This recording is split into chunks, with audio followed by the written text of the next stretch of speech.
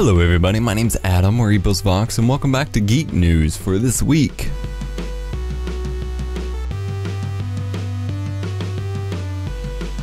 In this week's Geek News, we have BioShock is coming to iOS, targeted at iPad tablets. The graphics are going to be downgraded a bit to fit the 2GB Apple Store app limit, and there's going to be an option for either touchscreen controls or Bluetooth controller options. So if you do have a Bluetooth iOS controller that's designed like a regular gamepad, you can use it and play it just like you would on the console or computer. It is set that you can buy it at a premium price, but that price has not been listed yet, neither has a release date. However, they are confident that they can fit it in an iOS app without losing any features. A company called A-Pacer is now making RAM sticks that allow you to mount SSDs to them.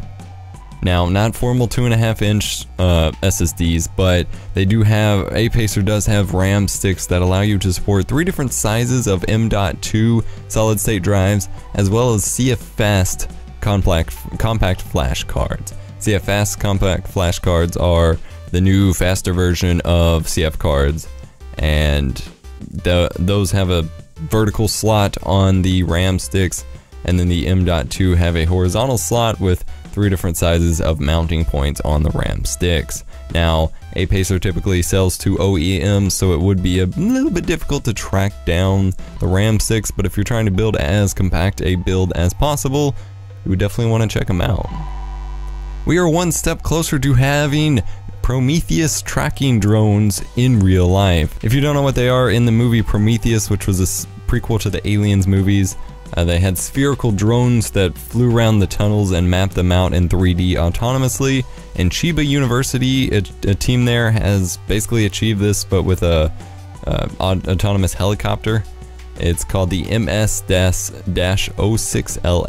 and it's 8 kilograms when it's fully loaded and ready to go. It has 2 laser mapping sensors that scan 270-degree angles and map every 10 milliseconds, and it also has 3 gyroscopes that constantly measures the X, Y, and Z axis to keep it afloat. And so they basically say if it runs into a wall or even has something small dropped on it, won't cause it a problem. It'll just adjust and keep on flying. It can even be thrown, mid-flight, and it will pick itself up and be ready to go. So while it's not perfectly the small spherical drones just yet, it will get smaller over time and we'll have something pretty close to it. This will be really helpful in search and rescue operations, and it'll just be cool tech to have. Information has been released about the new Sony Pictures line of Spider-Man films. No, they're not rebooting it again, but they are throwing out some new films. They're focusing a film series on the rogue villain display of Spider-Man, and the first one's going to be Sinister Six, which is directed and written by Drew Goddard, and it's gonna focus, like I said, on the rogue gallery of villains. It's coming out in 2016. The Amazing Spider-Man 3 will be coming out in 2018. And according to Deadline, they also are wanting to add a female superhero to the series. This could be Black Cat, this could be Spider-Woman, this could be Silver Sable, this could be a variety of characters, but they're all speculation at the moment. However, Black Cat was introduced in the second Amazing Spider-Man film, so there's quite the strong possibility it could be her. There's also been released a Venom film called Venom Carnage, sorry I forgot that name, Venom Carnage, that's coming out soon.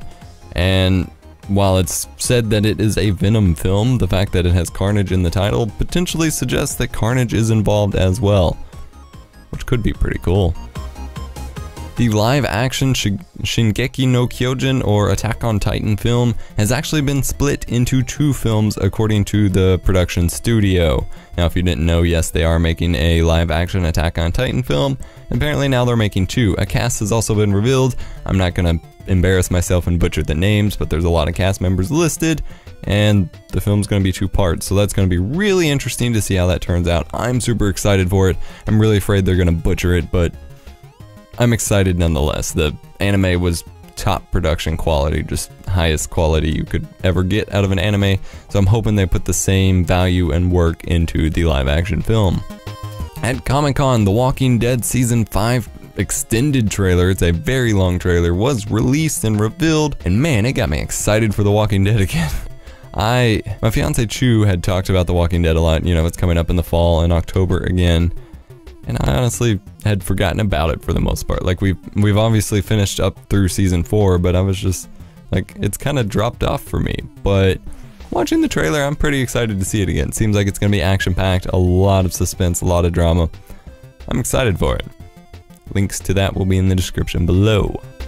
That wraps up this week's Geeky News, guys. My name's been Adam, or EposVox. I do hope you enjoyed. Let me know what you think about it in the comment section below. This show is now exclusively to Geek, so hope you're subscribed to the Geek channel.